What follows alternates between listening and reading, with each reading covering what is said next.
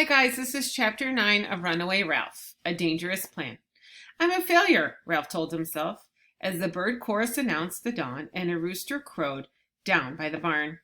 I'm a miserable, rotten failure.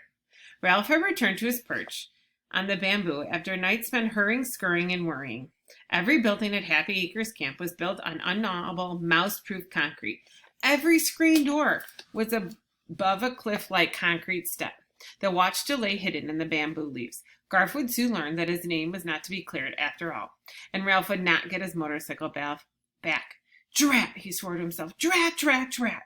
He felt especially bad because Garth actually had left a quarter of a peanut butter and jelly sandwich at the foot of the bamboo for his supper the night before. Ralph was about to climb down the bamboo and hide from Garth when the alarm clock rang, and the bugler stumbled out to rouse the sleeping camp. Campers washed their faces in wash basins outside their lodges, and then, before they went to breakfast, the girls carried their sleeping bags out into the air. Some draped or unzipped bags on fences. Others, including Karen, spread theirs on the grass in the sun in the girls' area. Why, here's my chance after all, thought Ralph in wonder, as the plan, simple but dangerous, sprang to his mind.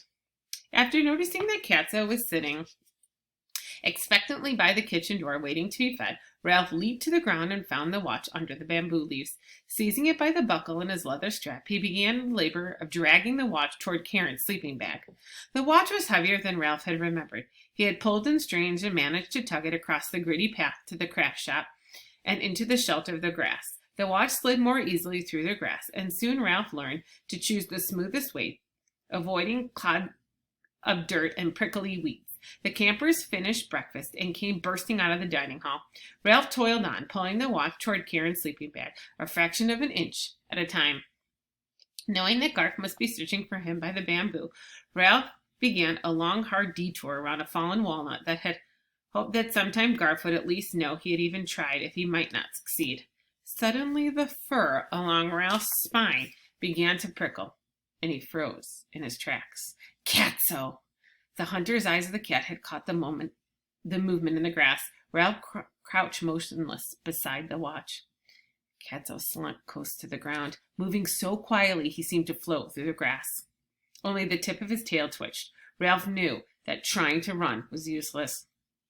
Returning would only make the hunt more interesting for Catso and prolong the misery for Ralph. Catso stopped and waggled in his hindquarters experimentally, as if he were trying to find the most efficient position for pouncing. Where was Lana? Ralph's life passed before his eyes. His family's mouse nest back at the Mountain View Inn. His mother and Uncle Lester and all his brothers and sisters and cousins. The boy who had given him the motorcycle and changed his life.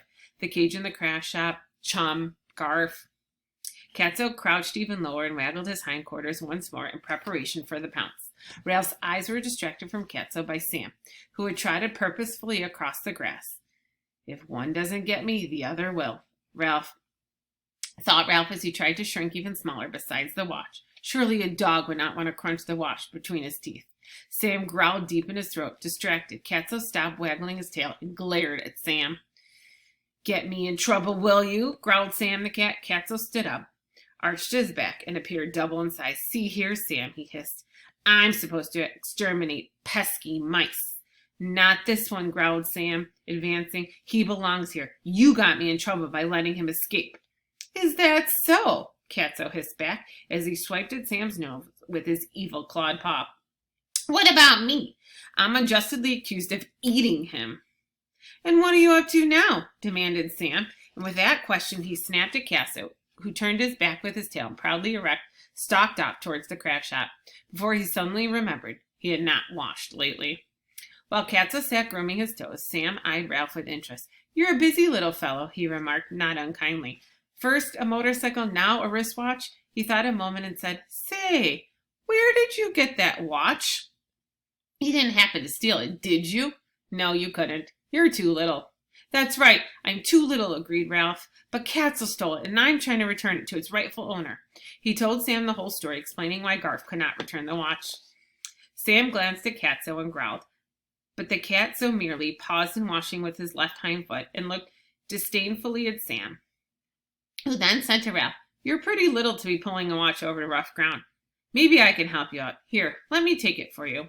Ralph trembled to see that the great snout coming close. He crept away from the watch and stood fascinated as Sam delicately picked up the leather strap in his teeth and trotted over to Karen's sleeping bag, where he dropped the watch in the flannel lining. Ralph crept closer. Thank you, Sam, he said, genuinely grateful of the big dog. It was all in the line of duty, said Sam. Still, one thing bothers me. Boys don't come to the girls' area. But couldn't a boy throw a watch over here? A boy could stand on the other side of the fence and toss the watch into his sleeping bag. I'm not sure Garth's name will be cleared when Karen finds the watch. Ooh, I never thought of that, admitted Ralph.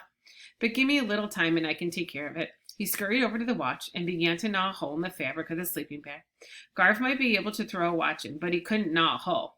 Sam settled himself with his nose in the paws to guard Ralph. Ralph used his sharp teeth so efficiently that he soon had a hole in a dry and tasteless lining.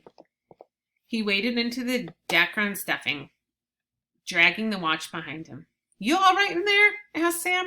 Of course I'm all right, answered Ralph, shoving the Dacron aside to make room for the watch. The Dacron was softer than most finely shredded Kleenex. It was softer than nylon stockings, a pillow, or feathers, or anything soft that Ralph had experienced in the inn. Then I better be on my way, said Sam. I still have the barn to inspect. Ralph popped his head out of the hole in the sleeping bag. Thanks a lot, Sam, he said. You saved my life. I really mean it. The watchman still protruded from the hole, so Ralph crawled back inside and tugged some more until he was sure it was safely out of sight. There. When Karen climbed into her sleeping bag that night, she was sure to feel a lump, investigate, and discover her missing watch in place where Garth could not have hidden it. The Dacron was deliciously soft, and Ralph was tired after a sleepless night. I've got to get out of here before rest time, he told himself. But part of him answered, Go on, take a short nap. Only a minute or two. Rest time is a long way off, and you need some sleep. The Dacron was soft and cozy, the sounds of the camp were muffled, and Ralph was tired. The next thing Ralph knew, the sleeping bag was moving. He heard the swishing sound of a long zipper being closed and felt himself being lifted. Then a screen door slammed. The sleeping bag was set down, and a pair of hands smoothed it. Drat, thought Ralph, now I've done it. He heard the muffled sound of the boots being thrown on the floor. The cot beneath him heaved, and the sudden weight seemed to flatten Ralph, even though he was cushioned by the Dacron. Ralph could not help himself. He squeaked. The weight was pressing on him and was removed instantly. The springs bounced, 2 feet hit the floor, and Ralph heard Karen's muffled voice.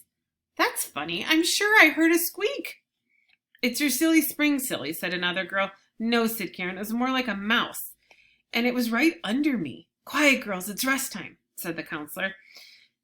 I better get out of here, thought Ralph, crawling out of the Dacron nest in between the 2 layers of the flannel lining. As he started toward what he hoped was the open end, he heard the swishing sound of the zipper. The top of the sleeping bag was thrown back, and Ralph was exposed for all to see. Eek! Squealed Karen. It's a mouse! And he isn't even squashed. Ralph leaped to the floor and was aware of the double row of girls staring at him from their bunks. He darted towards the overturned riding boot, realized that he would be trapped inside, and darted the other way without knowing where he was going. Now all the girls were squealing. Catch him! Don't let him get away! Isn't he darling? He isn't darling in my sleeping bag, said Karen. Sock-clad heat hit the floor. Get a wash basin, someone yelled. Catch him under the wash basin. Girls, cried the counselor. Ralph darted this way and that. No matter which way he turned, he ran and met feet. He was frantic. He knew he had to find a way to escape before someone clapped something over him.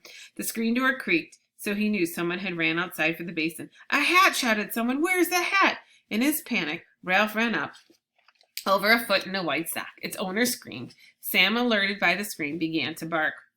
A straw cowboy hat plopped down on the concrete floor, making a dark dome over Ralph. The daylight that shone between the straws seemed like starlight to a mouse. Look, shrieked Karen, a hole in my sleeping bag. He chewed a big hole right in my sleeping bag. Sam, frantic to protect the girls, scrabbled his paws against the screen door. It's only me, squeaked Ralph, but no one could hear him. Ralph was alert, waiting for someone to lift the hat so he could make a dash. If not for a knothole, at least for some shelter of a bunk. There's something in the hole in my sleeping bag, cried Karen. My watch! Look, it's my missing watch! Feet went padding to Karen's bunk. The screen door opened. 1 set of dog footsteps and 2 set of human footsteps entered. Those are the girls who had gone for the wash basin and those of someone else. "Girls, what is going on in here?" asked Aunt Jill. "This is supposed to be rest time." Ralph could hear Sam snuffling around in circles with his nose to the floor. The girls all tried to speak at once, but Karen managed to tell about the finding of her watch, so Garth couldn't have taken it, said another girl. "And we have the mouse in person right here under the hat," said another. Sam's nose came to a halt in the hat brim. "Hey, Sam, it's only me," squeaked Ralph in alarm. He was relieved to have Sam sitting back to pant. Ralph pressed his eye in the crack of the straw and saw Sam's long pink tongue hanging out. "But what I don't understand," said Karen, "is how the watch got inside the hole. A mouse couldn't put it there." "You never know," said Ralph in a grim amusement. "Aunt Jill, what shall we do with the mouse?" Ralph heard one of the girls ask. "We're going to scoop him up in the wash basin." "Not if I can help it," thought Ralph. "Why don't we give him to Garth?" suggested Aunt Jill. "I'm sure he misses his mouse, and I know the feelings were hurt because some people thought he had taken the watch." "Good idea," agreed Karen. "Well," thought Ralph, "that takes care of a lot of things." When the brim of the hat was lifted and the rim of the plastic wash basin scraped against the floor, Ralph hopped into the basin, with the hat still over him, felt himself being lifted. Then the hat was raised a few inches on one side of the basin, and Ralph saw a row of staring eyes at him. Ralph could not help trembling, even though he was sure he had nothing to fear. "He's so little," said one of the girls, marveling.